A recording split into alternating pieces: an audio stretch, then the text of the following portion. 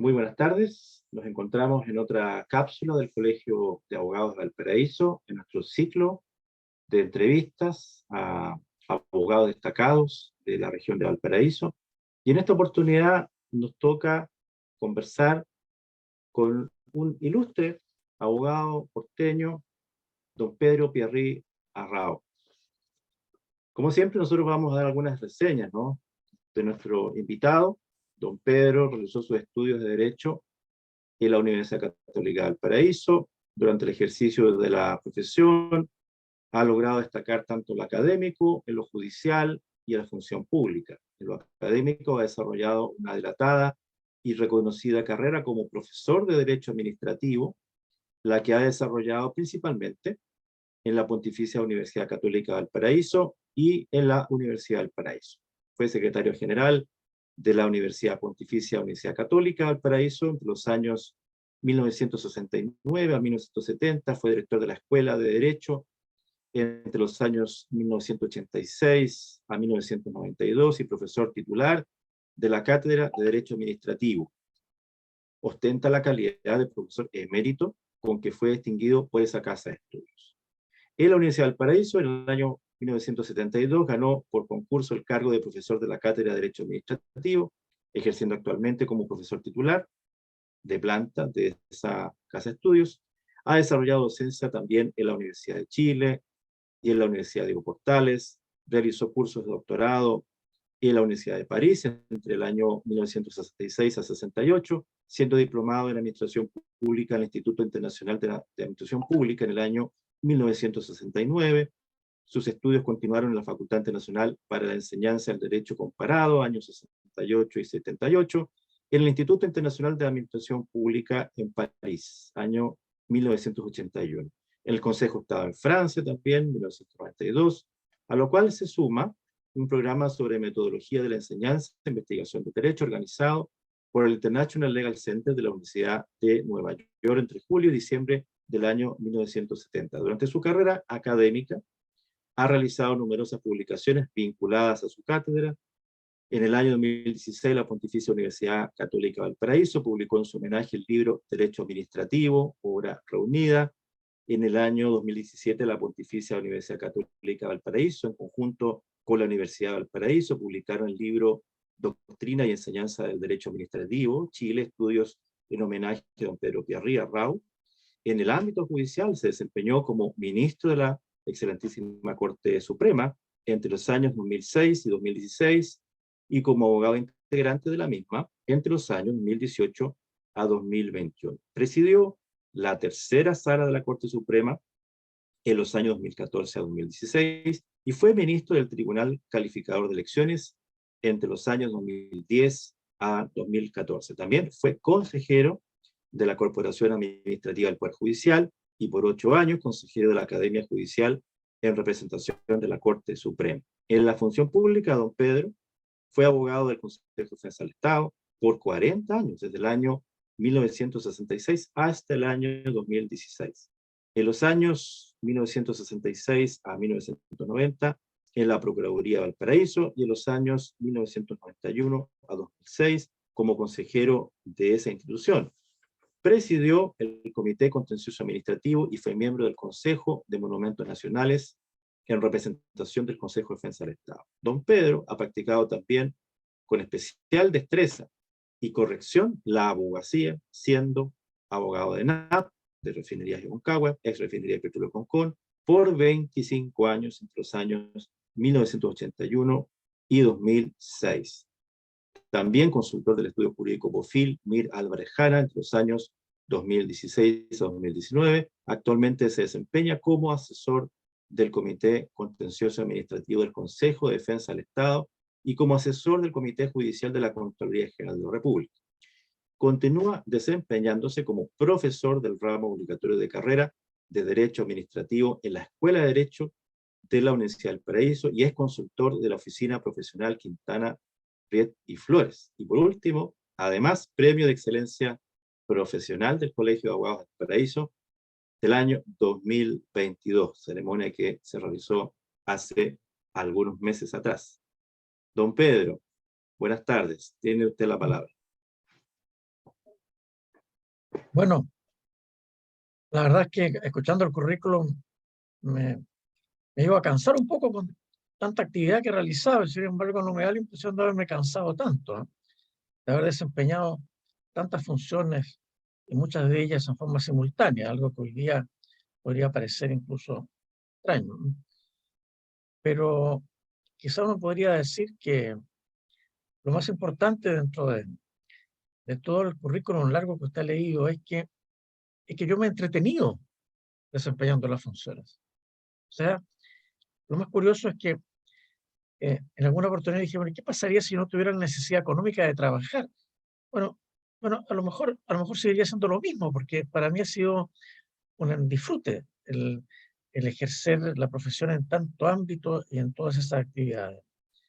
Por supuesto que uno pasa sinsabores, molestias, etcétera, pero principalmente lo importante es que cuando yo iba a trabajar, iba contento a desempeñar una función que me agradaba. O sea, y eso es realmente lo encuentro que para mí ha sido un privilegio, porque poder decir que he trabajado tantos años en algo que me ha interesado es realmente un privilegio. Eh, Usted me va a interrogar, ¿o no? ¿Aló? Parece que la imagen se detuvo.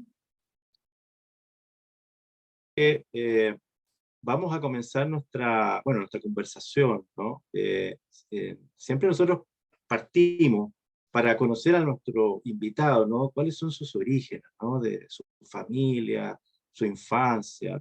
Don Pedro, partamos por sus orígenes familiares. ¿Qué nos puede usted contar? Bueno, yo nací en el lugar donde hoy día está el Congreso Nacional. Yo nací en el Hospital de Formes de Valparaíso, que estaba justamente donde está hoy el Congreso Nacional. Por lo tanto, yo he vivido toda mi vida acá, en Valparaíso al comienzo, después Viña del Mar. O sea, soy de aquí de la zona toda la vida. Lo cual es curioso porque la cercanía con el mar, el hecho de haber estado estudiando siempre cerca del mar, viviendo cerca del mar, viajando entre Valparaíso y Viña en la universidad, el trabajo, etcétera, eh, es una cosa que uno solo se da cuenta de lo importante que es para uno cuando no está cerca del mar. Pero es una cosa bien particular, es aquella, ¿eh? De la cercanía del mar, lo que significa. Bueno, soy de acá, soy de la zona. Y estudié acá. Estudié en un colegio, en el Colegio Macay, un colegio inglés de Viña del Mar, que me correspondió incluso cuando estaba en el último año, que fue el año del centenario del colegio. Y eso yo creo que imprime carácter también a la formación inglesa. La formación inglesa rigurosa, con una serie de características que se daban en el colegio muy notorias, que incluso hoy día podrían ser muy cuestionadas, pero en esa época era de rigor, castigos físicos, ¿no? Eh, mucha disciplina, mucha rigurosidad en eso, pero al mismo tiempo también un sistema de fair play y de responsabilidad muy grande, que yo creo que ha sido una cosa importante en mi vida, el colegio al cual guardo, por supuesto, muy buenos recuerdos. Pero mi Y, familia no era de acá.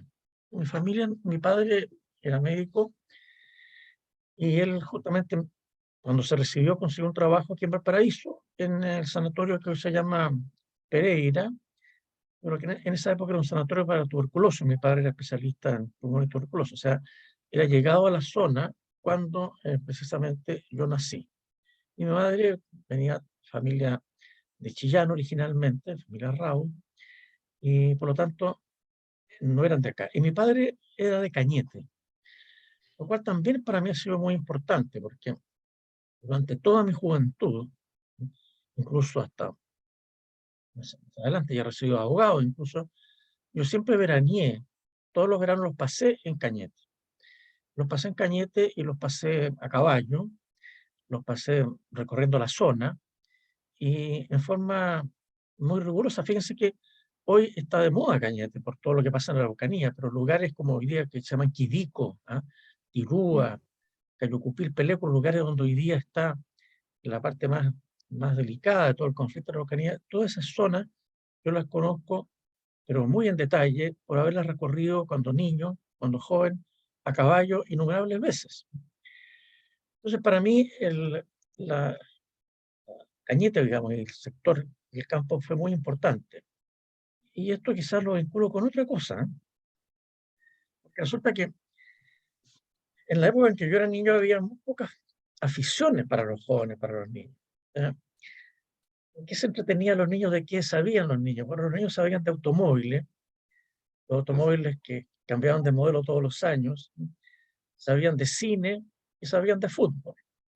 Bueno, a mí nunca me gustó el fútbol en realidad. De hecho, siempre digo de que yo solamente he visto un solo partido de fútbol en el estadio. Bueno, por supuesto veo el Mundial en la televisión, pero he ido solamente al estadio a ver un solo partido. Checoslovaquia, Yugoslavia, en el Mundial de 62, porque se jugó en Sausalito, a 3 cuadras de mi casa. Bien. Entonces, el fútbol no estaba conmigo, probablemente porque yo era el menor del curso, era flaco, en fin. Bueno, claro, jugué un poco de rugby, que era del colegio, pero muy poco también. Pero me Ya. gustaba así el cine y también los Mira. automóviles. Y yo, esa afición del cine, pero de cierto tipo de cine, es una afición que yo mantengo al día de hoy. Yo creo que difícilmente alguien sepa más de películas de Hollywood de la década del 30, 40, 50 y 60. Eh, y, y eso significó que, particularmente las películas del oeste, de cowboy, eran para mí una cosa que yo las veía todas. Y esto está vinculado con Cañete, porque cuando yo me subía arriba del caballo y andaba a caballo, yo me sentía que era Gary Cooper arriba del caballo. Entonces siempre como que andaba pensando, digamos, que estaba en el oeste.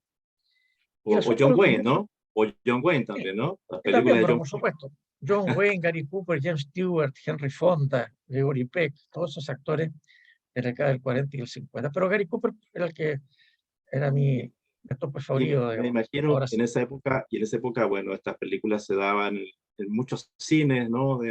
Que habían en esa época. Y me imagino que usted era nacido, Bueno, fan del cine, eh, ¿no? ya no importa porque está prescrito, pero yo tengo que confesar, que, claro, yo iba mucho al cine. Yo empecé a ir al cine a los 12 años solo. En esa época no había ningún problema de seguridad.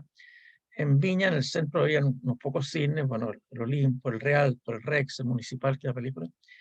Pero en Así es, Valparaíso la cosa era notable, porque así es. en la avenida Pedro Montt, partiendo por el cine Velarde, después pasaban algunas cuadras sin cine, pero después venía el cine Metro, venían como 10 cines, ¿no? Y terminaban el cine Valparaíso, que eh, un cine, un edificio magnífico, que hoy día tendría que haber sido preservado como un monumento nacional, pero no lo destruyeron, ¿no es cierto? Pero Así es. uno pasar por ahí y ver las películas y ver todo lo que se estaba dando era una fiesta, estoy hablando de los 13, 14 años. Y digo que está prescrito porque yo a los 12 años me robaba muchas de las fotografías que estaban en exhibición. Y de hecho, todavía tengo un cajón con las películas digamos, las fotografías de las películas que yo sacaba. O sea, tal era mi afición. Bueno, pero, pero eso se ha mantenido hasta el día de hoy, porque resulta que hoy día yo tengo en DVD, qué sé yo, 600 películas, tengo DVD y tengo, qué sé yo, las películas del oeste, las películas de guerra, pero son básicamente películas entre el 30 y el 60, que de hecho veo cada cierto tiempo y las he visto muchas veces. O sea, yo podría decir que, qué sé yo, hace una semana vi Eco de Tambores de Gary Cooper del año 51, que la habré visto unas 5 veces, por decirle algo. Pero Pedro, pero siempre hay una película preferida. Hay una que es como la número uno. ¿Cuál es su Sí, número bueno, de uno? la película del oeste, claramente la hora señalada. Eh, Ah, con Gary Cooper, ¿no? esa Great película Gatsby. es Esa Notable, película, esa notable. película. Pero claro, eso en las películas de cowboy, pero por supuesto que hay películas que uno puede ver y puede ver indefinidamente. Por ejemplo, El Doctor Insólito, de Stanley Kubrick, del año 66. Bueno, yo la puedo ver ¿Ya? cuantas veces la den. O sea, yo en esa época incluso anotaba las películas y les ponía nota. O sea, yo tengo un listado de todas las películas, que sé yo, entre los 13 y 20 años, todas las que veía todos los años con nota. Y, en fin, Mm. y por supuesto que uno las reveía para cambiar la nota. Bueno, eso es materia de cine. Pero también una de las cosas curiosas es el asunto del automóvil, porque yo nunca supe mucho de mecánica, pero sí sabía de modelos. Incluso uno ubicaba en Viña a la gente por el auto que tenía. O sea, de repente me encuentro con alguien, ya, pero tu papá el otro día, con un colega del Consejo de Defensa del Estado. Oye, ya, pero su papá el año 60 tenía un Dodge 52 azul. Sí, me dijo, ¿cómo sabes? Bueno, como no sabes, pues, en Viña eran los pocos Dodge azul del año 52. Entonces, yo ubicaba todos los autos y los modelos, y eso lo he mantenido. Todavía yo me entretengo a veces mirando los modelos y los diseños. Yo creo que en este momento deben ser muy pocas las personas en Chile que le pueden decir cuál es la diferencia de la máscara entre el KL 36 y el KL 37, por ejemplo. Eso es Pero yo muy sé difícil, pues. Eso es muy difícil, claro. la diferencia entre el 46 y el 47, qué sé yo. Pero, porque esa es la cosa que uno se entretenía. ¿Eh? El año 55, cuando aparecen los automóviles con el parabrisas envolvente, ¿eh? Que cuando el Chevrolet empieza a tener un motor V8 el año 55, ¿eh? Cuando el Ford el año 53 cambia las válvulas de la culata por las válvulas de la cabeza, el 54. Bueno, cosas que los muchachos de la época sabían. Bueno, hoy día eso ya no tiene ninguna importancia porque hoy día todos los automóviles son iguales, los automóviles son del mismo color, los modelos no tienen ninguna gracia y los muchachos tampoco se preocupan mucho de eso, pero en esa época sí. Bueno, esa era la afición. Don Pedro, ¿Mm? hay dos cosas que de lo que hemos conversado que no puedo dejar de preguntarle, porque respecto de sus orígenes familiares, porque me imagino que usted tiene una ascendencia, una vinculación con Francia, ¿no? Pierry, entiendo que tiene su origen, ¿no? Y a Arrau, no puedo dejar de preguntarle, porque Arrau, Chillán, lo vincula con el maestro, ¿no? Claudio Arrau. ¿Hay algo de eso? Sí, bueno, sí. Hay una cierta injusticia de la vida en esto, porque el apellido Arrau, por supuesto, que está vinculado con Claudio Arrau y efectivamente yo soy pariente de él. Y de hecho, casi podría decir que, no cercano, pero en Chile no hay muchos parientes más cercanos porque Claudio Arrau tuvo dos hijos que se quedaron en Estados Unidos, o sea, no tiene ningún vínculo con Chile, su hermana no tuvo hijos, y por lo tanto todos los parientes del pianista son descendientes de los primos de Claudio Arrau. Y mi abuelo era primo hermano de Claudio Arrau. De hecho, vivió en la casa de él antes que naciera Claudio Arrau, porque la familia, no, los padres no tenían hijos. Pero ¿cuál es la injusticia de la vida? Que a uno le ha dado mucho honor el hecho de ser de apellido Arrau, pero los Arrau nunca han tocado el piano. De hecho, el padre de Claudio Arrau no tocaba el piano, si el genio de Claudio Arrau viene por la madre. La madre, una señora de apellido León. ¿Ah? Eh, Ella era la que tocaba el piano y ella era la que pasó a Claudio Arrau. Por lo tanto, por ahí le viene el genio, no por el lado de Arrau. Sin embargo, ¿ah? Por ese lado nadie lo conoce el apellido. Y doña Lucrecia se llamaba, me acuerdo, la señora, yo la conocí, a la mamá de Claudio Arrau. Entonces, claro, uno dice, qué bien, pariente de Claudio Arrau, pero ¿ah? De hecho, en alguna oportunidad que vino Claudio Arrau, que sé yo fui, por supuesto, íbamos a ver los conciertos de la Santa María, y de repente sentado al lado de la hermana de ella me dice, ¿no le parece que el do está desafinando? Y yo, sí, por supuesto, está desafinando, pero uno no sabía nada de nada.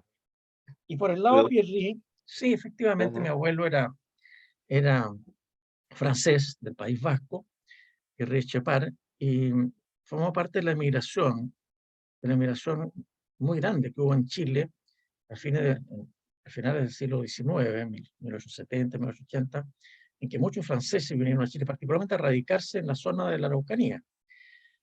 El problema fue que él se asimiló a Chile, se casó con una chilena, y mi padre no habló francés, o sea, no tuvo ningún vínculo con Francia. Él básicamente era 100% chileno, por lo tanto, a diferencia de otras nacionalidades, en que, por ejemplo, los alemanes o los ingleses, que siguen en la familia hablando el idioma original por 2 o 3 generaciones, aquí no, pues aquí se perdió el francés y no aproveché yo la cultura francesa en absoluto, ningún vínculo con Francia, nada, hasta que me fui becado a Francia. Así es. Y yo, de hecho, estuve en un colegio inglés, o sea que mi primer encuentro con Francia y la cultura francesa fue en salvo por el hecho de que unos perros en Cañete, me acuerdo que le habían puesto Laval y Petán, que eran los personajes de la época de la República de Vichy, que los perros así le habían puesto Laval Político. y Petán. Pero bueno, esa era la historia de mi niña. Don Pedro, y bueno, pasemos ya a la juventud, ¿no? Ya te está pasando ¿Cómo es el proceso de la vocación del derecho, ¿no? Porque eso Bueno, nos interesa mucho, ¿no? ¿Cómo usted termina eligiendo ser abogado, estudiar derecho, ¿no? bueno, es que aquí es donde pasa una cosa que uno de repente piensa con los años que uno ya no importa, ¿ah? Decir la verdad, digamos, ¿ah? Uno ya ya puede decir la verdad, aunque sea incómoda, que a lo mejor no lo habría dicho en alguna otra oportunidad de su vida y todo. Pero mire, a mí nunca se me había pasado por la mente estudiar Derecho, ¿no? O sea, yo en el colegio me fue bien, dentro de los márgenes. Colegio que, entre paréntesis, no era muy destacado los alumnos que habían, porque yo era el segundo del curso, sin embargo, en el bachillerato pues, fue más o menos, nomás en esa época. Ujú, Porque yo siempre había dicho que quería estudiar medicina, porque mi padre era médico, bueno, es una cosa así que era como natural. ujú, Pero en esa época estaba muy ligado el ingreso al bachillerato, que era el antecesor de la prepa académica. Y habían solamente escuelas de medicina en la Chile de Santiago, la Católica y la de Concepción. Bueno, y yo no me fue tan bien en el bachillerato y no quedé en medicina. Entonces, como no quedé en medicina, entré a estudiar veterinaria. Estoy veterinaria, mire. hablando, estoy hablando del año 58 y estoy hablando de los 16 años, o sea, porque a todo esto también es importante decirlo. Yo salí del colegio a los 16 años y medio, de tal modo que también era muy niño. Entonces, porque había pensado que veterinaria tenía los ramos básicos de química, física, biología, eran los mismos que en medicina y por lo tanto me servía para la bachillerato. Pero la verdad es que no entendía mucho, o sea, era malo la física, la química, y pasaba que estudiábamos los huesos de los animales. Por ejemplo, recuerdo la espátula del buey, ¿ah? Y uno andaba con un pedazo de hueso grande, ¿ah? en la mochila, bolsón en esa época, porque tenía que estudiar todos los hoyitos por donde pasaban los huesos. Pero, pero yo no entendía mucho y la verdad es que no me gustaba tanto el estudio. ¿Qué pasó en esa época? Yo había tenido un compañero de curso en el colegio que se había ido a Santiago unos años antes, o sea, había sido compañero de curso en primer ciclo, Ujú. que estaba estudiando primer año de Derecho. Yo lo fui a ver varias veces a la Escuela de Derecho de la Universidad de Chile. Era Jorge Arrate, que fue un Así es, destacado pues. dirigente. Sí, es Bueno, dirigente y político. ahí estaban dedicados a la campaña presidencial del 58, Alessandria, Allende, Frei, y toda era Ujú. efervescencia política, y yo estudiando el hueso del buey, la espátula del buey, ¿no? Entendía poco, no entendía nada, y dije, pero no me gusta esto. Y además, medicina, darle de nuevo el bachillerato, etcétera. Mejor estudio leyes, ¿no? Entonces, ese es el tema, porque resulta que ese tema, dicho hoy Ajá, día, sale vinculado al tema de la vocación, porque es un tema muy importante, porque yo esto que estoy diciendo se lo digo a mis alumnos también. ajá. Yo les hago notar a los alumnos esto, que a mí no me vengan con cosas. ¿Qué vocación tendré? Yo puedo entender vocación en algunas carreras. En algunas carreras. Yo podría decir que sí, alguien podría tener vocación en arquitectura, ¿no? Sí, pero la vocación en algunas carreras, por supuesto, también literatura, podría uno entender algunas vocaciones, pero vocación, ¿ah? Por el derecho, eh, yo no estoy seguro, yo creo que más de la mitad de los alumnos no sienten esa vocación. Mucha gente estudia derecho simplemente porque derecho es postergar las decisiones. Si usted estudia determinada carrera, por ejemplo, Ajá. usted va a tener que dedicarse en la profesión a eso, ¿no? Ujú. Claro, si estudia ontología, va a dedicarse a la ontología. Pero si estudia derecho, usted chutea para adelante un poco la decisión de qué es lo que va a hacer de su vida. Porque Así uno va a es. hacer antes, porque uno puede hacer muchas cosas. Entonces, no es una decisión por vocación. Yo podría decir, yo estudié Derecho, bueno, por comodidad, porque me gustaba que se veía el asunto político, la efervescencia, era interesante, estaba más vinculado con eso.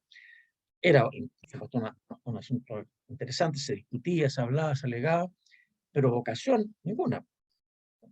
Y eso es una cosa que uno tiene que entender hoy de los alumnos, porque uno tiene que entender que no necesariamente uno tiene que decir que hay vocación para estudiar Derecho. De hecho, en alguna oportunidad, digamos, fueron dos oportunidades por las que tengo recuerdo, no voy a decir con quiénes, porque hoy día son destacados abogados que siendo yo director de la escuela me plantearon que querían retirarse, porque no estaban seguros si les gustaba lo que estaban estudiando. Yo los convencí y dije, oiga, mire, no importa, o sea, a mí tampoco me gustaba, o sea, eso no es lo importante. Lo importante ¿ah? Es que uno está estudiando algo que uno tiene que dedicarse, porque en eso y tiene que ponerle, digamos, esfuerzo y dedicación. Y aquí viene lo importante, porque, porque yo partí diciendo en esta conversación de que yo me había entretenido toda mi vida. Sin embargo, yo estudié Derecho sin necesariamente la vocación. Pero lo que pasa es que cuando uno dice voy a estudiar tal cosa, bueno, ahí tiene que dedicarse a eso dentro, por supuesto, dejando un margen para otras cosas, pero tiene que dedicarse a eso. Y en la medida que se va dedicando a eso, uno va obteniendo la satisfacción intelectual y le va gustando. Entonces, uno puede decir, yo es probable que el derecho me empezó a gustar después que me recibí probablemente, ni siquiera mientras estaba estudiando derecho, pero me dediqué y fue buen alumno, fue bastante buen alumno, pero no es que yo disfrutara con lo que estaba haciendo. Es Don probable Pedro, que después lo hiciera. y hablemos, bueno, ya estamos en la universidad. Cuéntenos, ¿cómo fue su experiencia universitaria y particularmente qué profesores a usted lo marcaron? Bueno, la experiencia universitaria fue, por supuesto, muy interesante, y esto como todo el mundo, pero yo quizás tuviera que resaltar que lo que me ocurrió a mí cuando estaba en quinto año de Derecho, ¿no? Supe que yo en quinto año de Derecho, el profesor de Derecho Romano, que, que tenía que tomar el curso ese año, que era Francisco Samper, comunicó que no iba a volver ese año. Y entonces en la Escuela de Derecho me pidieron a mí, que era alumno de quinto año, que yo hiciera las clases romanas. Y lo hice después, lo hice junto con otro compañero, que era Andrés Cunio, que éramos los mejores alumnos del curso probablemente, y yo al principio, después con él, hice la clase de romano durante 2 años.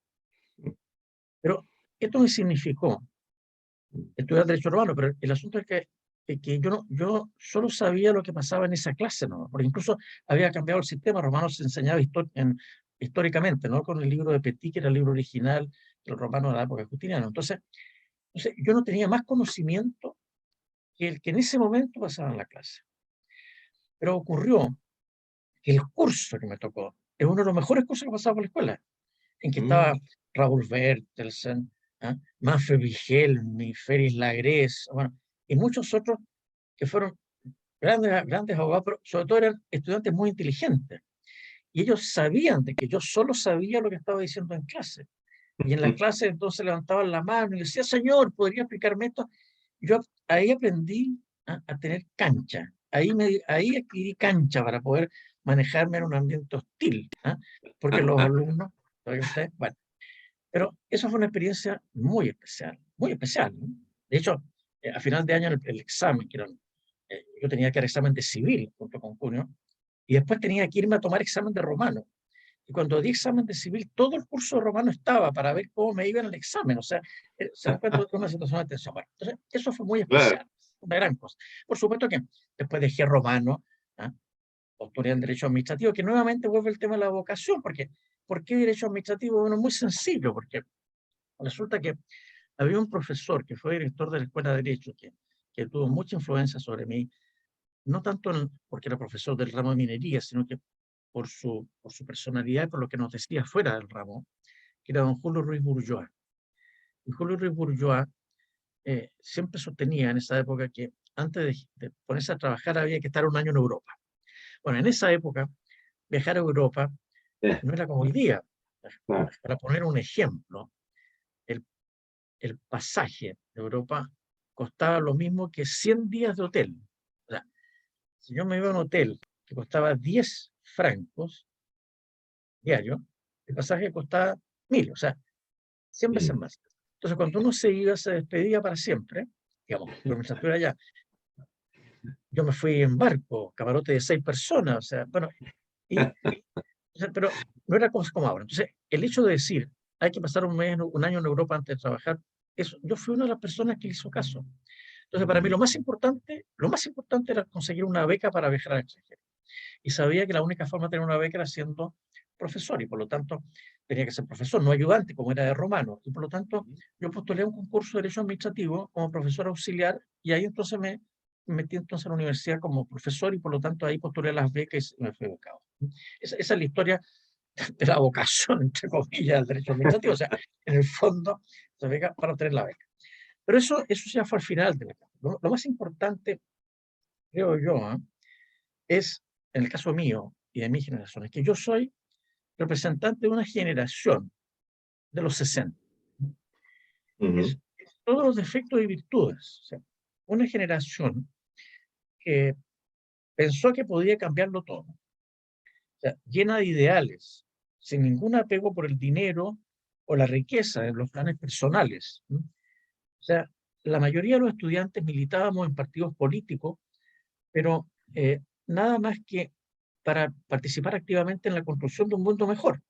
En la escuela uno participaba en creación de consultorios gratuitos, en departamentos de cooperativas, en la academia jurídica, problemas de radio, debate político. O sea, toda la universidad era una especie como de foro de efervescencia, pero de efervescencia a través, movidos por el ideal, ¿ah?, del cambio de la sociedad. Y uno pensaba que tenía la capacidad para influir sustancialmente en el cambio de la sociedad, en hacerla más justa, democrática, etcétera. Terminar con la desigualdad, con la pobreza. Todo eso se pensaba, pero además uno pensaba que iba a alcanzar a ver en vida todos los cambios, ¿no? Los cambios realizados, y que alcanzaría incluso a disfrutar del país que soñaba. Entonces yo recuerdo como anécdota foros, por ejemplo. Recuerdo cuando vino a la universidad un foro sobre la reforma agraria, en que se invitó al senador Raúl Ampuero, el socialista. Decían, la primera vez que un socialista venía a la Universidad Católica. Raúl Ampuero, con Edmundo Luchans, ¿eh?, del Partido Conservador, y con Radomiro Tomic, ¿eh?, en el gimnasio de la universidad. Y el público rugía frente a este foro, ¿eh?, sobre la reforma agraria del año 62. ¿Eh? El foro lo dirigía el director de la escuela, que era Arturo Zavala, moderaba el foro. Pero una cosa notable, ¿eh? Bueno, eso en esa época pasaba en la universidad en la década del 60. Vino también después otro periodo, que fue el tema de la reforma universitaria, pero eso ya fue un poco posterior. Entonces, la vida universitaria, presidida por eso, por ese idealismo permanente, pero sobre todo por ese idealismo pensando que los cambios se podían hacer en democracia a través de la participación política, era una situación muy particular. Esa generación de los 60. Don Pedro, y queda en el tintero, le preguntaba yo, ¿qué profesores ustedes lo marcaron en su paso a la universidad? ¿Quién recuerda usted en particular afecto? Aquí también hay distintos profesores, porque había profesores que de un rigor muy grande, y lo marcaron a uno desde el punto de vista de la seriedad del estudio, de la rigurosidad del estudio, como Renato da Milano. Renato da Milano Bonfante, que fue presidente del Colegio de Abogados, Así es. era una personalidad muy particular desde el punto de vista del derecho. Y uno realmente se identificaba mucho con su manera de ser. O sea, no se identificaba con su manera de ser, porque su manera de ser era muy particular, pero se identificaba con la seriedad con que él prestaba la clase. Yo creo que Renato de Milano, yo podría sintetizarlo como un profesor que influyó también, importante. Julio Ruiz Bourgeois también, por supuesto, a pesar que no fue realmente profesor mío. Yo no quisiera destacar más a otros profesores porque sería injusto con algunos, ¿eh? Pero porque todos formaban parte del conjunto. Recuerdo el profesor que falleció, Hernán Figueroa, que era profesor de Historia Constitucional. Eh, quizás lo más destacable es que los recuerdos que uno tiene de la influencia que ejercieron no era tanto en las materias que pasaban, ¿no?, salvo el caso de Milano, sino que en los comentarios que hacían sobre las otras cosas, en los comentarios que hacían sobre política, sobre el país, ¿no?, sobre la cuestión pública. Porque en el fondo hacía que uno se interesara por todo lo que estaba pasando a su alrededor. Y eso era muy importante. Ahora, en los profesores que que yo tenía en esa época en la universidad, eran profesores que, perdón, que hoy día se llamarían profesores hora. No existía esa idea del profesor jornada completa. No había profesores jornada. Todos los profesores trabajaban en otro tipo de cosas, y solamente entonces iban a la universidad a hacer la clase y tenían unas pocas horas. ¿Eso qué significa en la práctica? Eso significa que, bueno, no eran grandes juristas en el sentido de publicar grandes libros y estudios de investigación, porque eran básicamente abogados de la profesión. Pero tenía la ventaja, por otro lado, que nos transmitían muchas cosas que un profesor que se dedica nada más que a la docencia no les puede transmitir. O sea, nos transmitía muchas vivencias. Muchos de ellos participaban en política de derecha, bueno, había la verdad que pocas opciones dentro de particularmente de esta escuela, pero los transmitían a uno cosas que uno lo motivaban. ¿Sí? Por ejemplo, Renato da Milano era procurador fiscal, y el director de la escuela, después de Ruiz Bourgeois, es decir, antes de Ruiz Bourgeois, bueno, el año 60, era Arturo Zavala, y Arturo Zavala trabajaba en el Consejo de Defensa del Estado, igual que Renato da Milano. Entonces, uno veía lo que pasaba en el Consejo Nacional de Estado, porque me acuerdo que hubo el proceso de los taxibuses, por ejemplo, y a Arturo Zavala en el Senado hablaron en contra de él por perseguir, qué sé yo, a los agentes de aduana. Bueno, yo entonces escuchaba esto y decía, pero que esto es lo que yo quiero hacer, yo quiero defender al Estado, ¿no? Recuerdo como anécdota, en una oportunidad, debe ser el año 62, en cuarto año, se hizo una encuesta entre todos los alumnos, y en la encuesta preguntaron qué quiere hacer usted. Parece que yo fui uno de los poquísimos que puso que yo quería ser funcionario público. O sea, yo consideraba que el funcionario público era precisamente ahí donde uno podía eh, hacer cosas, trabajar por el Estado, trabajar por la sociedad, ¿no? No dedicarse a ganar dinero, pero trabajar por la sociedad como funcionario público, un gran respeto a la función pública. Y eso se lo transmitían los profesores. Y, Ahora, dígame, lo escucho. bueno, después en el caso de mi vida fue que yo me consigo la beca, fui a Francia, tuve 2 años y medio en Francia, y hice muchas cosas. No me Una doctoré. época interesante además, ¿no? Bueno, es que justamente Pasando de porque, todo. porque, claro, ahí tomé contacto con muchas cosas que no conocía, tomé contacto con gran parte con la cultura, con el arte, con la pintura, etcétera, con el teatro. O sea, un despertar en muchos sentidos, ¿no? Que no había sido capaz de tenerlo yo antes. ¿Sabes? Es curioso, podría haberlo tenido aquí en Chile también, pero no, parcialmente lo tuve, ¿no? Parcialmente yo cuando chico iba al teatro, de hecho, estudié un poco de teatro en alguna oportunidad, pero en París fue fundamental. Bueno, y por supuesto que académicamente también, pero lo que sí me llamó la atención mucho, que fue una suerte también, porque yo estuve en París viviendo para los famosos acontecimientos de mayo del 68. O sea, yo viví mayo del 68, lo viví al punto que debajo del hotel que yo estaba viviendo se quemaban barricadas con quemándose 20 automóviles, ahí debajo había un cuarto piso y en la calle estaban quemándose los automóviles frente a la Gare de Luxemburgo. O sea, Mm. sí, fui al Odeón, que estaba tomado por los estudiantes, con la bandera negra arriba. Tuve que correr un poco a la policía cuando pasaban por las redadas de la policía. O sea, viví la época de efervescencia del movimiento estudiantil. Ahora, por lo tanto, no estuve en Chile cuando pasó los movimientos estudiantiles aquí en Chile, que fueron más o menos coetáneos, pero estuve en Francia, que justamente fue eh, Fue el la cuna, epicentro. ¿no? Ah, Ahora, cuando yo volví de Francia, el año 69, a los 28 años, a los pocos meses me nombraron secretario general de la Universidad Católica, que cargo que ocupé durante un año. Sí, la Universidad Católica, es curioso porque usted me presentó a mí como la Pontificia Universidad Católica, lo mencionó como 3 o 4 veces la palabra pontificia. A mí siempre me suena como extraño, porque para mí era la UCB nomás, ¿cierto? Y claro, la Católica de Santiago siempre fue pontificia, pero nunca la llamaban pontificia, era la Católica de Santiago, y ahora la palabra pontificia no se la sacan, ¿ah? Como No, si fuera, para nada. Es como ahora que somos marca. pontificia, ahora que se le pone la palabra por todos lados. Bueno, pero ya. Y yo fui secretario general de la Universidad Católica y de la Valparaíso. Y tuve como un año porque después dejé para irme a Estados Unidos nuevamente con una beca. ¿Ah? Con una beca el año 70. Yo pasé la elección presidencial del año 70 en Estados Unidos para estudiar metodología en la enseñanza del derecho en la Universidad, la NYU. Y eso fue una cosa notable porque, complementado con los 2 años y medio en Francia, estar 6 meses en Nueva York, en la Universidad de Nueva York que queda en el Greenwich Village, que era el centro de los hippies, ¿eh? Ahí donde estaba todo, donde se fumaba marihuana por todos lados, donde estaban los hippies, era una cosa notable, y en la época además de efervescencia los hippies, ¿eh? En la época del gobierno de Nixon, ¿eh? Pero contestatarios, los estudiantes, etcétera. Vietnam.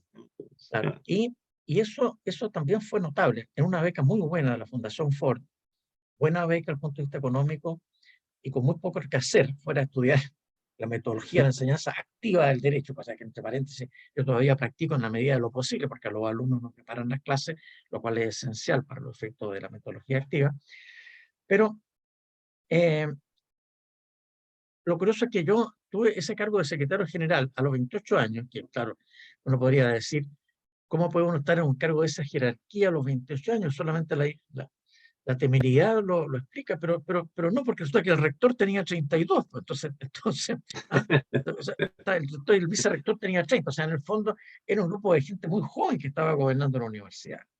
Así Y ahí es. también, tiempos grandiosos, ¿ah?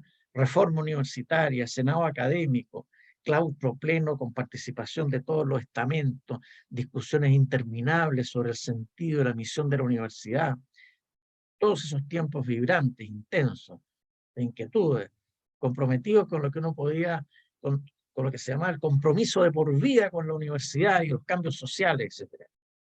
Y uno podría decir que ese periodo era como un periodo de voluntad utópica, que era la obstinación por llegar a un paraje idealizado, ¿no? Y con el único motor del deseo y atrevimiento, ¿no? En ese momento todo el mundo perseguía, o sea, a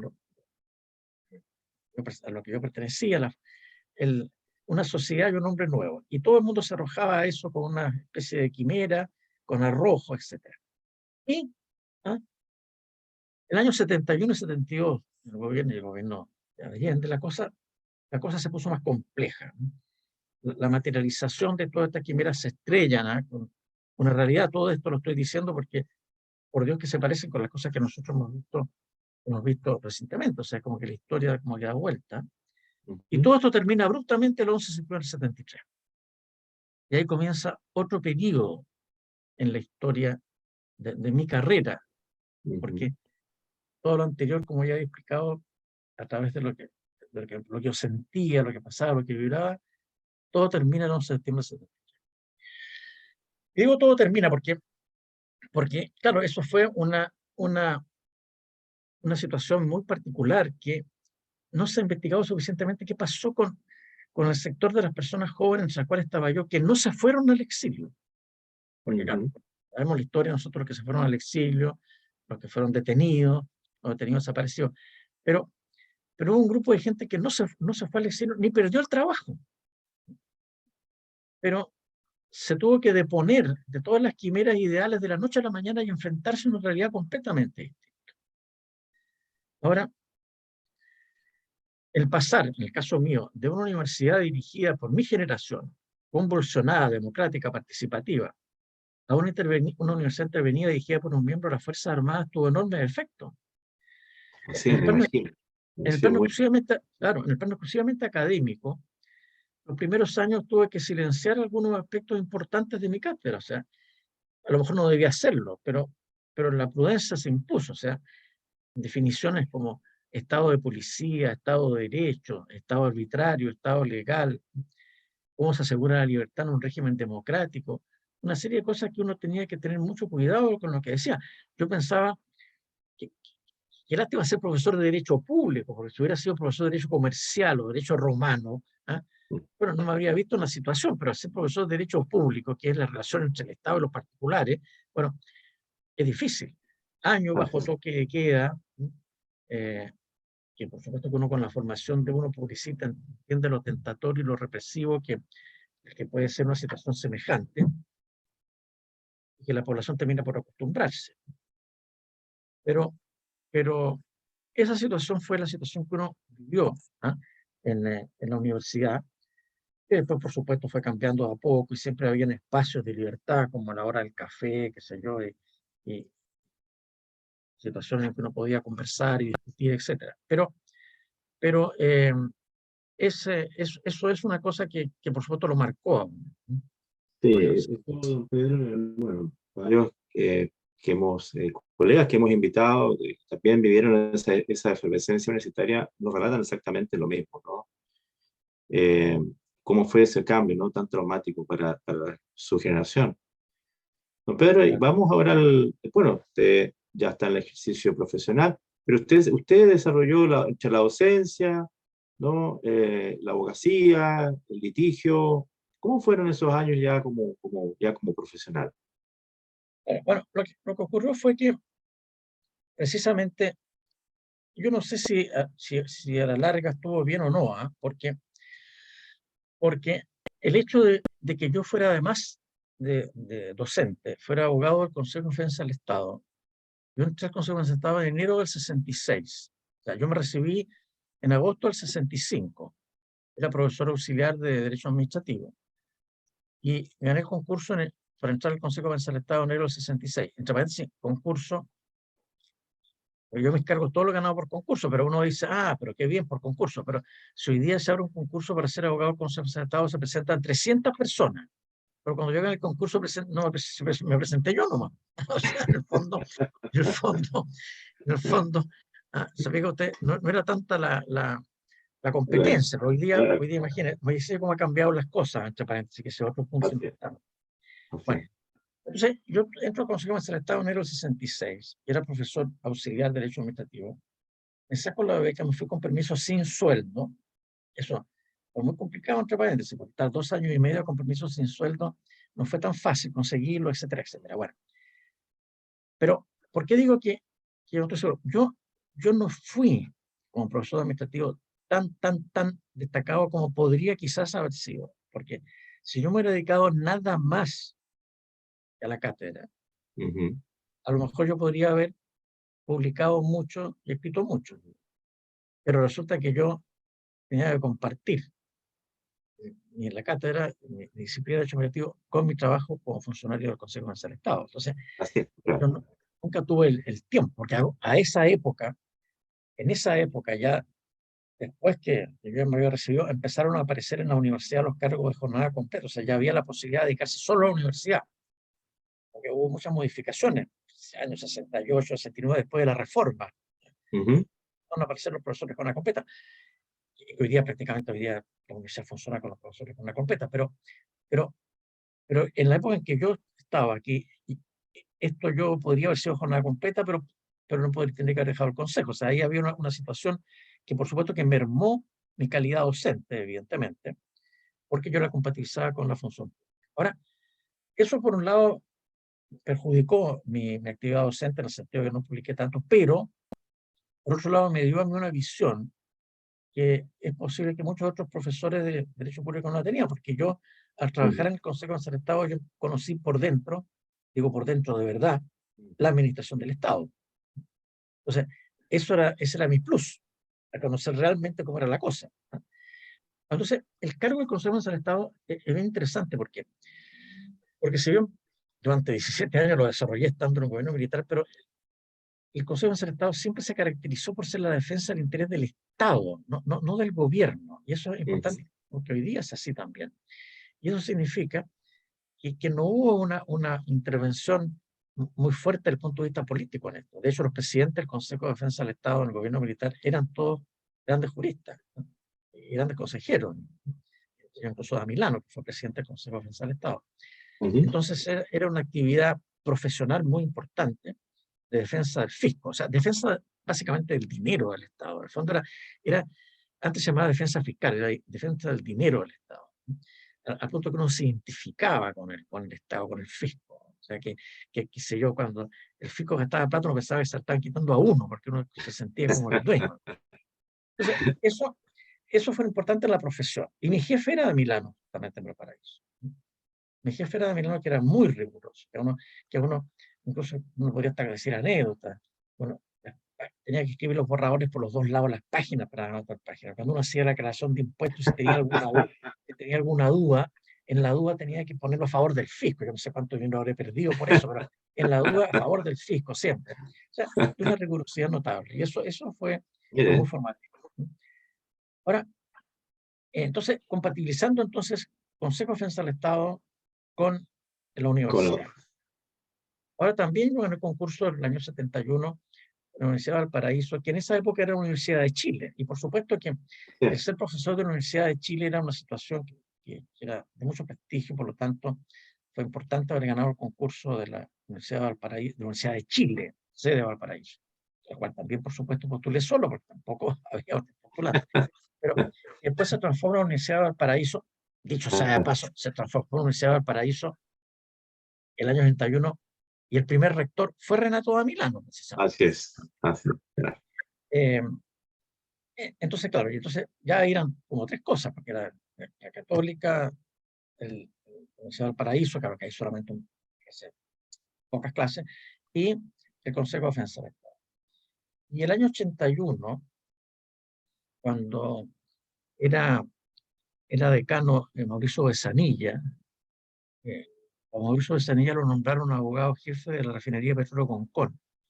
Y en esa época, Besanilla era el decano directora, en esa época no había separación. Y yo era el jefe de docencia.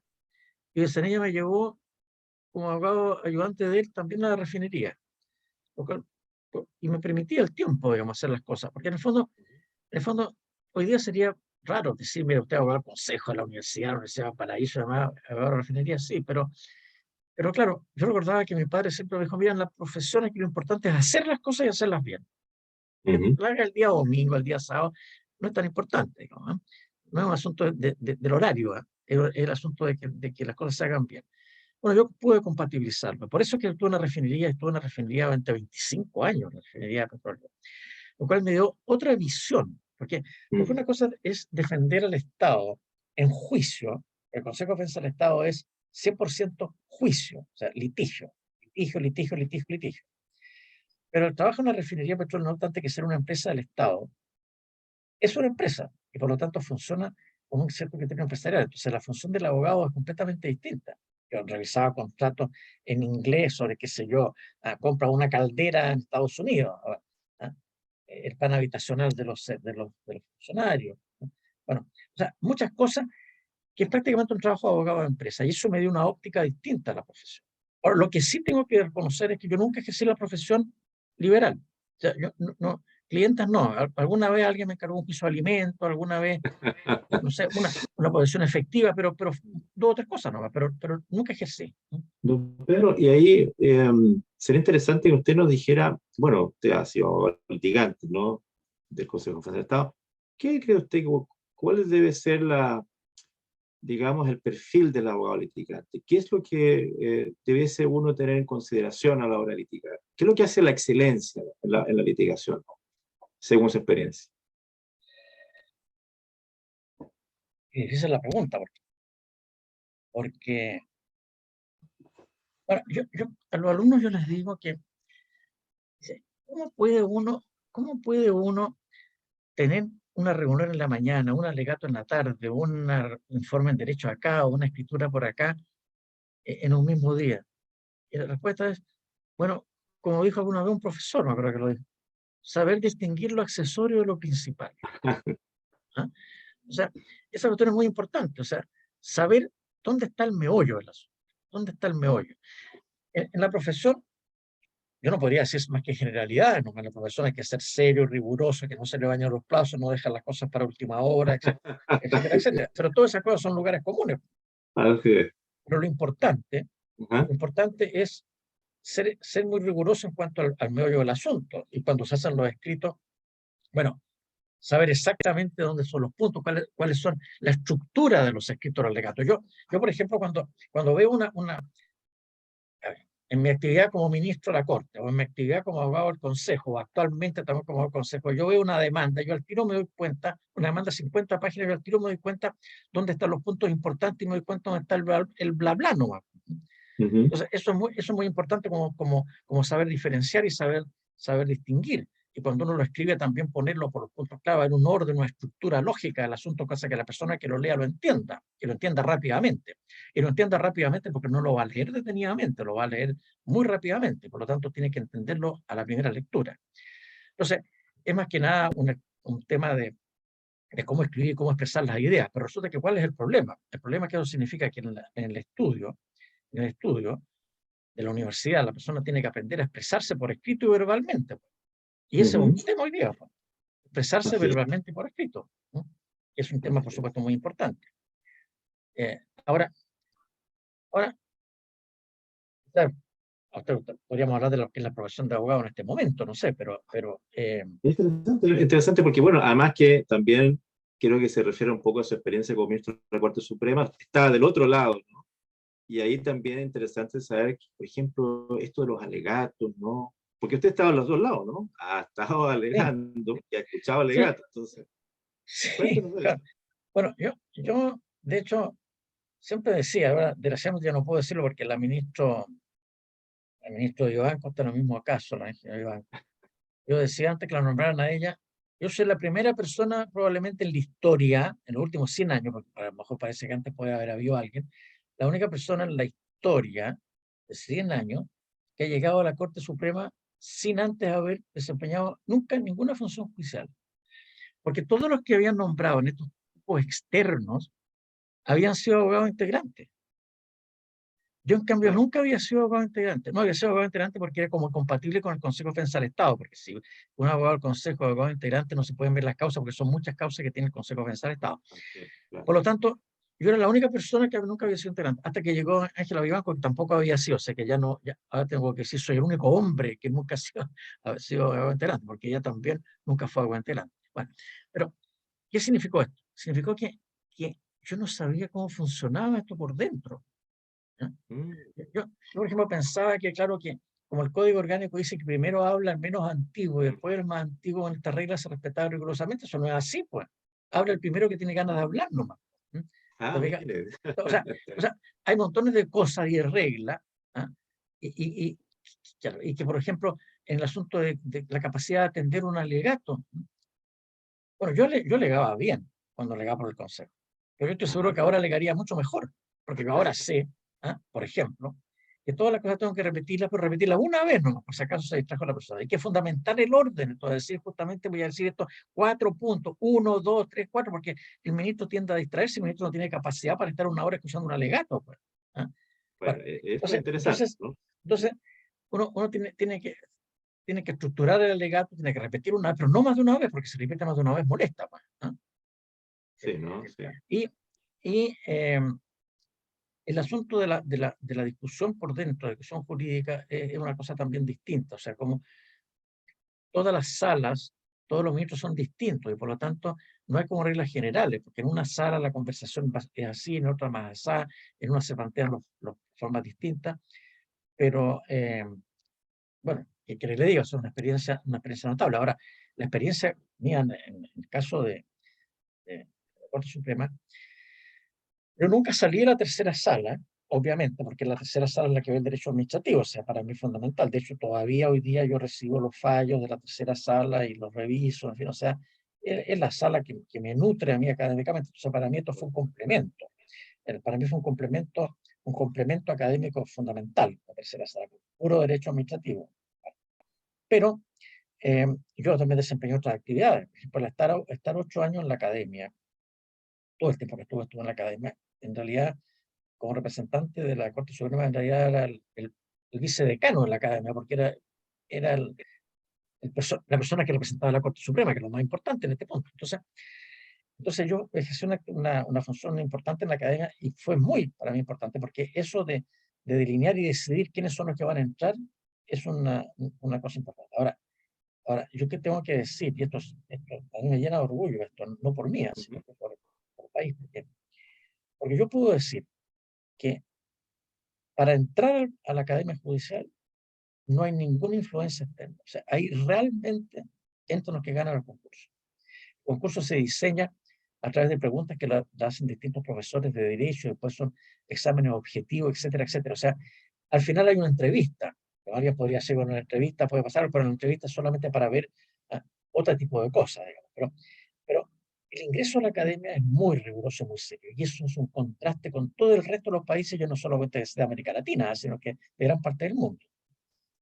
El ingreso a la academia es notable. Ahora, a la salida de la academia uno podría cuestionar el tema, porque a la salida de la academia para poder entrar por judicial tiene que ponerlo en terna. Las ternas lo hacen las Cortes de Apelaciones, y eso ahí hay más discrecionalidad.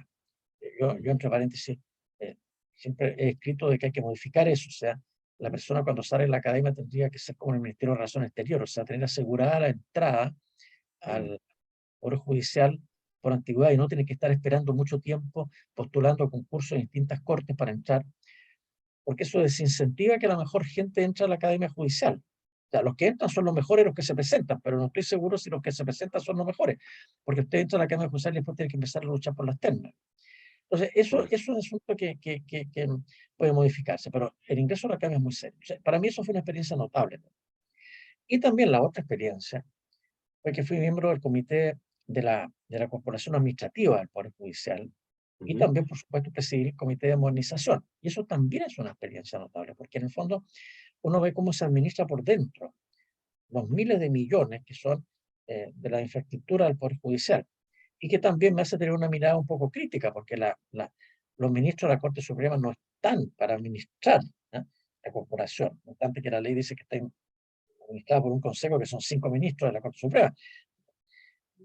No pueden dedicarse, no pueden dedicar el tiempo que se requiere para administrar. O sea, ahí también hay un defecto desde el punto de vista de la estructura, digamos, ¿no?, de cómo se administra el Poder Judicial, la construcción de edificios. Bueno, fíjese, por ejemplo, que yo intervine directamente en el tema de los edificios. Por ejemplo, los edificios del Poder Judicial todos tienen un estilo clásico, neoclásico, o sea, parecen como templos griegos. Bueno, yo Ajá. peleé, disfruté para que se acabó esto, ahora hay que llamar a concurso arquitectónico y elegir los mejores proyectos, pero todo esto, y nosotros somos ministros de la Corte Suprema, ¿cómo vamos a saber cuáles son los mejores proyectos arquitectónicos? O sea, se fija usted, hay Ajá. montones de cosas que, claro, funciona bien, porque el elemento más importante es que es seria la corporación, es honrado los funcionarios, o sea, hay seriedad, pero yo no estoy seguro si es lo más eficiente. Entonces, es una gran experiencia, entonces también haber estado en ese rol. Y el otro rol, que también es una experiencia notable, es el Tribunal Calificador de Elecciones. En que el Bueno, tribunal, ese es otro ámbito diferente, ¿no? el Tribunal Calificador de Elecciones es por sorteo, lo integran 4 miembros de la Corte Suprema por sorteo. Hay un quinto también por sorteo que haya ocupado el cargo de presidente o vicepresidente del Senado. Pero al ser por sorteo, aquí no hay ningún elemento político en juego. De hecho, es tan apolítico el Tribunal Calificador de Elecciones. Y yo recuerdo que, qué sé yo, viendo la destitución de un alcalde de algún pueblo, después de haber fallado en la causa, a decir por curiosidad, oye, ¿de qué partido político será este alcalde? O sea, después, o sea, una cosa irrelevante. Mm. Eso se mantiene y ha sido siempre así, y eso es fundamental. Eso es totalmente distinto a lo que pasa en todos los otros países. El sistema de la justicia electoral, muy, muy bien diseñado por esto que se hace. Entonces, es una experiencia como muy enriquecedora ver cómo funciona por dentro esto. Entonces, claro, uno puede decir, hay ciertas cosas, por supuesto, que uno puede criticar y que se reforma. Esto de la falta de, por ejemplo, la no existencia de tribunales contenciosos administrativos, ¿no? Evidentemente que son una omisión. Hay ¿Usted, una serie de... usted, cree usted estima que es necesario implementarlos en la ley? Bueno, sí, yo lo vengo diciendo, bueno, se viene diciendo hace 100 años, pero yo lo vengo Así es. diciendo desde 50, pero no sé, me imagino que ahora en este momento deben estar discutiendo lo mismo, entre paréntesis, ¿eh? Ujú. Si se crean o no se crean, si se ponen o no se ponen en la Constitución. Bueno, pero una experiencia muy particular que yo la junto con la experiencia académica, el hecho de haber estado en la Constitución. No, no, bueno, eso respecto a eso. Así, bueno, don Pedro, la verdad es que ha sido una tremenda experiencia en ámbito, es como jugador de fútbol que ha sido arquero, que ha sido defensa, que ha Sí, sido mediocampista, ha sido delantero, sí, ha estado en ha sido distintos suerte, mire, ámbitos.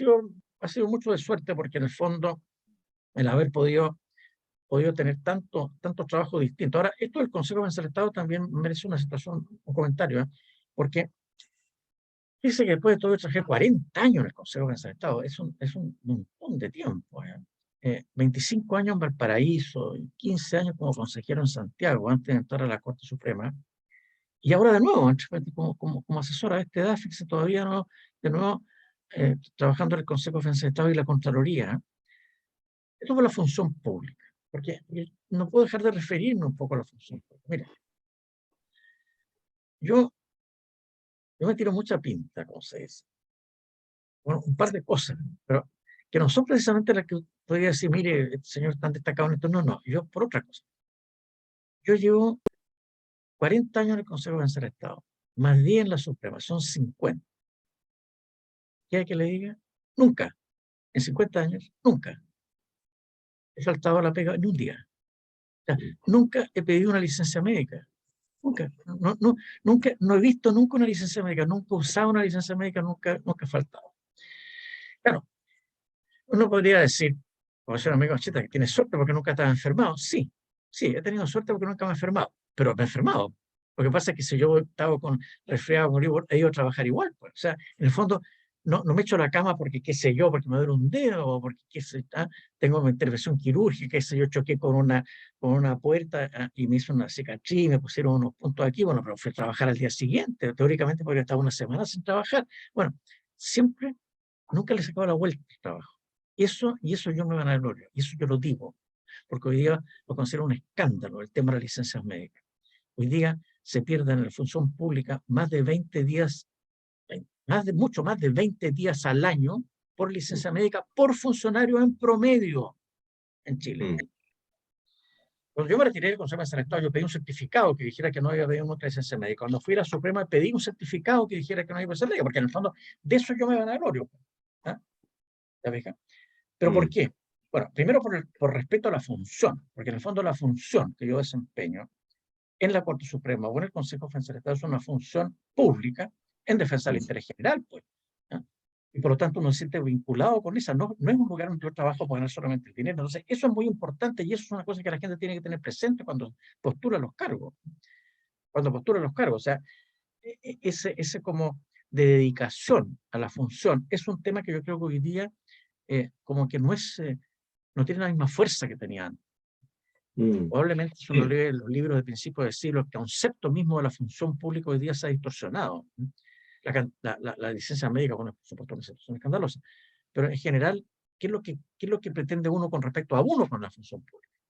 Entonces, eso es una cosa que ahora nos lleva también a hablar del tema de la profesión, porque la profesión, fíjense que en la profesión de abogado, yo dije varias veces que yo había ganado todos mis cargos por concursos, pero yo postulaba prácticamente solo. En una postulación postulé con otra persona, derecho médico. Pero hoy día la cosa no es así. Hoy día hay miles de profesionales en las escuelas de derecho, qué sé yo, 80 escuelas de derecho, miles de profesionales que juran todo el año. Bueno, ¿y qué van a poder hacer? ¿Cómo va a ser el ejercicio profesional el día de mañana? Bueno, hay una cuestión, evidentemente, que hace que el derecho en relación con las otras carreras, las carreras tienen que estar al día, las carreras científicas, que no es una cosa, pero constante ponerse al día. En derecho la cosa no es tan así, porque hay una frase que dice que mientras un químico, ¿ah? Un libro hace 50 años no sirve para nada, pero en derecho un libro hace 500 todavía sirve, ya, sí, por supuesto. Pero lo importante es que el abogado hoy día tiene que entender el mundo en que vive, primero que nada. Lo cual es muy importante porque tiene que entender, está inserto en la comunidad y tiene que entender el mundo que vive. Y eso significa varias cosas, entre las cuales también significa saber idiomas, por ejemplo. ¿Ah? Pero tiene que estar actualizado.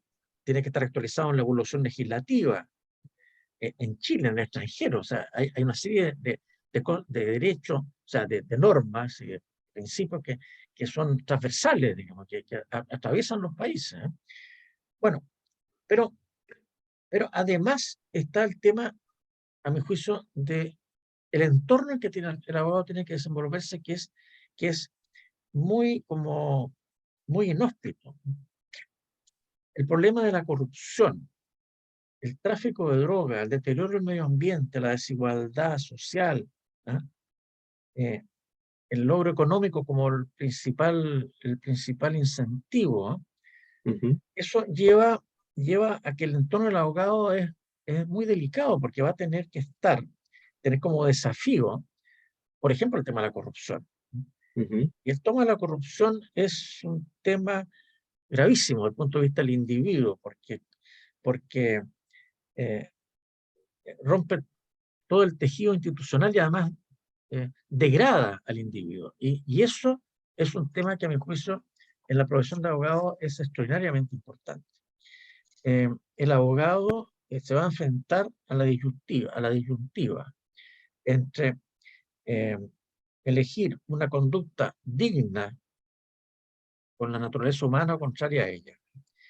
Entonces tienen que demostrar frente a la sociedad, ¿eh? Que su actividad estará exenta de corrupción. Eso es muy importante. Y ese tema yo creo que es cada día más delicado, porque claro, uno podría decir, bueno, por supuesto, si uno se recibe abogado, se consigue al tiro un trabajo como abogado, ¿ah? Ujú, Porque hay pocos abogados y entra, bueno, es muy fácil decir esto, pero ¿qué pasa cuando hay 100 abogados que están luchando por un cliente? ujú. Cuando hay, qué sé yo, la situación de las drogas, ¿no? Sí, eh, es un tema que a mi juicio es muy preocupante.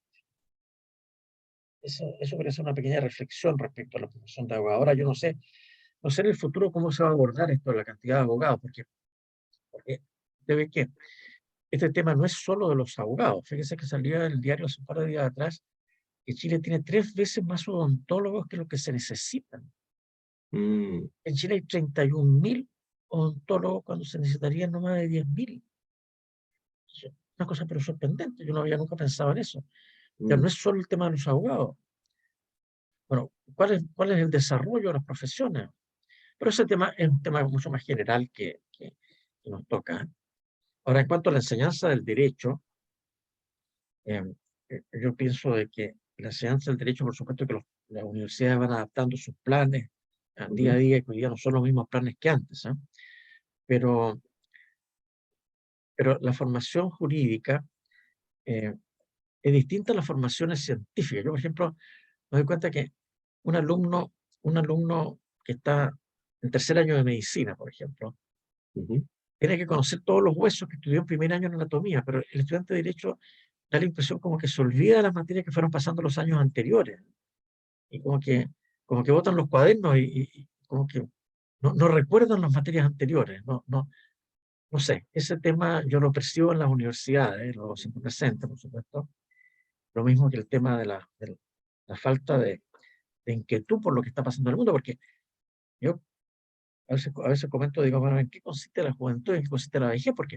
Porque yo no me preocupo lo que está pasando en distintas partes del mundo. Yo estoy al tanto de lo que está pasando en Francia con Macron, estoy al tanto de lo que está pasando en Inglaterra con el problema de la huelga de la enfermería, estoy al tanto de la guerra de cosas. Me interesa sobre lo que pasa a mi alrededor del mundo y trato también de estar al día más o menos de lo que está pasando en materia de tecnología. O sea, en el fondo me intereso por las cosas. Y eso yo creo que es muy importante.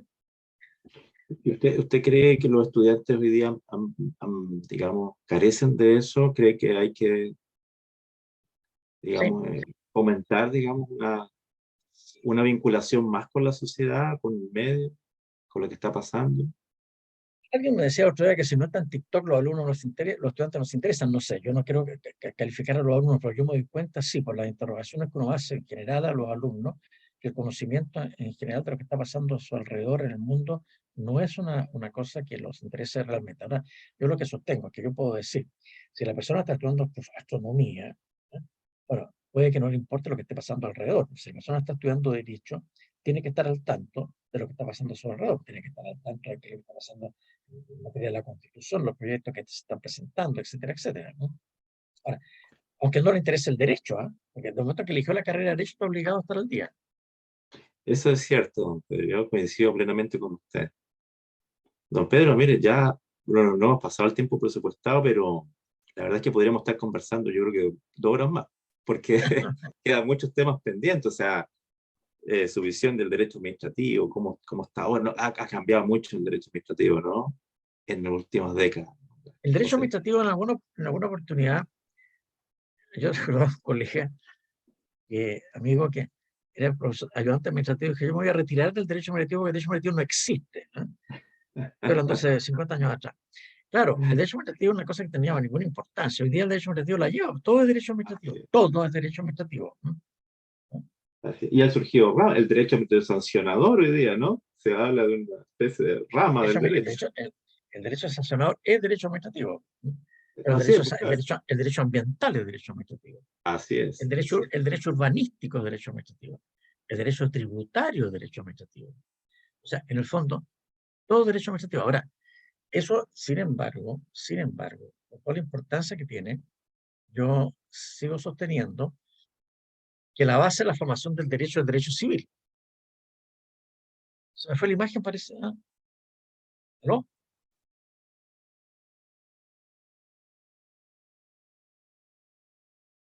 Parece que se me fue la imagen. ¿Aló? ¿Se había oído la Sí, imagen? sí, sí, lo estaba escuchando, dígame. Ya, bueno, lo que decía que a pesar de la importancia que tiene el derecho administrativo, yo sigo sosteniendo que la- la- el, el ramo más importante en la carrera de derecho es derecho civil. Yo eso me di cuenta, yo me di cuenta de eso después de mucho tiempo de haber sido abogado, entre paréntesis, ¿eh? Ahí está, la formación del derecho, el derecho civil es el núcleo central, no necesariamente sucesorio y familia, digo el derecho civil, las obligaciones, contratos, responsabilidad. Eh, Ahí está el derecho, las otras son como derogaciones del derecho, eso es muy importante. ¿El derecho constitucional no cree usted que Bueno, el derecho constitucional hoy también día, hoy día? adquirió forma adquirió importancia en el último tiempo, pero eh, no es que quiera menospreciar el derecho constitucional, pero lo que pasa es que el derecho constitucional se concreta a través del derecho administrativo, Claro, ¿no? sí, efectivamente, claro. Entonces, porque el derecho constitucional teóricamente, si usted soluciona los problemas de la Constitución, y tiene una Constitución, ¿ya? Y supongamos que haya una nueva Constitución ya de 5 años con una nueva Constitución, el resto es el análisis de las normas administrativas vinculadas con las leyes, pero partiendo de la base que son constitucionales. O sea, ya el tema constitucional se reduce un poco. No es de todos los días el tema, la discusión constitucional. Ahora, en este momento sí, pero no es de todos los días. Por efecto, el ejercicio profesional me refiero. Usted no va a trabajar en una empresa, no va a aplicar el derecho constitucional. Usted va a trabajar en el Consejo del Estado, no va a estar aplicando el derecho constitucional. O sea, ¿se da cuenta? Pero el derecho administrativo lo va a estar aplicando, pues. El derecho constitucional, por supuesto que es súper importante, lo más importante, pero no lo va a estar aplicando todos los días, pues. Pero va a estar Así es, aplicando el derecho civil y el derecho administrativo. así es. Claro, aunque hoy día hay acciones que, por ejemplo, tienen que ver con la Constitución, de nulidades, digamos, penales, laborales, están hoy día bastante vinculadas también con la Sí, Constitución. pero a ver, ¿cómo? Pero las acciones vinculadas, el recurso de protección. El recurso de protección, que es un recurso que está en la Constitución, y que es cuando, por constitucionalidad, y sin embargo, que no sé si decirlo frente a la televisión, ¿no? Ajá, Pero en realidad el recurso de protección en la práctica nunca se discute la constitucionalidad, sino que lo que se discute es la legalidad. Y al haber una ilegalidad, hay una inconstitucionalidad. así Pero, es, pero, claro. pero la garantía es, pero aquí se atenta contra la garantía, esa garantía da lo mismo, siempre se pone la misma garantía, la igualdad o la propiedad. ¿Ah? El tema es de legalidad, ¿no? A pesar de que el recurso está en la Constitución. O sea, no es que yo quiera disminuir el tema, lo que pasa es que quiero decir es que el derecho constitucional es muy importante, por supuesto, pero la concreción práctica en la profesión, ¿ah? Es de derecho administrativo, normalmente. Don Y Pedro, eso. qué quiere que le diga? Ha sido mire, una tremenda conversación, yo he aprendido muchísimo escuchando. Yo fui su alumno además también, fui ¿Cuándo? alumno, ¿Dónde? sí, fui alumno en la Universidad del Paraíso, por ahí, 92, 93. ¿Con Osvaldo Eh, Vázquez hacía clase, no? sí, sí, sí, claro, y yo fui también alumno suyo, disfruté también de sus clases, así que tengo ahí vívidos recuerdos digamos, de la docencia con usted. Y Pero bueno, ¿Mm? lo curioso es que pasa el tiempo y la vida uno le parece tan corta cuando uno ya llega a la vejez, le parece pero que ha pasado tan poco tiempo, ¿ah? Que ha Ya, sido todo tan rápido. imagínense usted fue profesor mío, después también algún minuto alegué en la Suprema, estando usted también Ah, integrando. sí, Sí, sí, así. Así que lo he encontrado en diversas etapas de la vida profesional. Así que bueno, don Pedro, la verdad es un tremendo agrado haber conversado con usted. Le hago extensivo el saludo de todo el Colegio de Abogados del Paraíso, reiterándole además, bueno, ¿no? Los méritos que usted tuvo, ¿no? Para hacer el año pasado, ¿no? yo Con espero este que el tema. colegio de abogados, espero que los colegios profesionales tengan ahora norma constitucional, que sea modificada. Ese es un tema que no sé si los colegios habrán ido a plantearse la comisión de expertos. Debería estar en la Constitución la existencia de la colegiatura obligatoria para ejercicio de las profesiones, ¿no? Eh, sí, está difícil, hay más ambiente de que no sea obligatorio, ¿no? Que sí hay un control ético, pero que parece que hay resistencia, ¿no? Respecto de que haya una colegiatura obligatoria, la verdad. Pero algo va a haber, algo tiene que haber. Muy bien, pues. Don Pedro, bueno, le agradezco esta Gracias a usted. conversación y bueno, ya esta conversación nosotros la vamos a difundir ampliamente a través de las redes sociales que tiene el Colegio de Abogados y será, bueno, hasta una próxima ocasión, don Pedro. ¿Ah? Muchas gracias a usted, muy amable, ¿eh? Esto es Muy bien, saludable. muchas gracias. ¿Ah? Hasta Muchas luego. gracias. Hasta luego.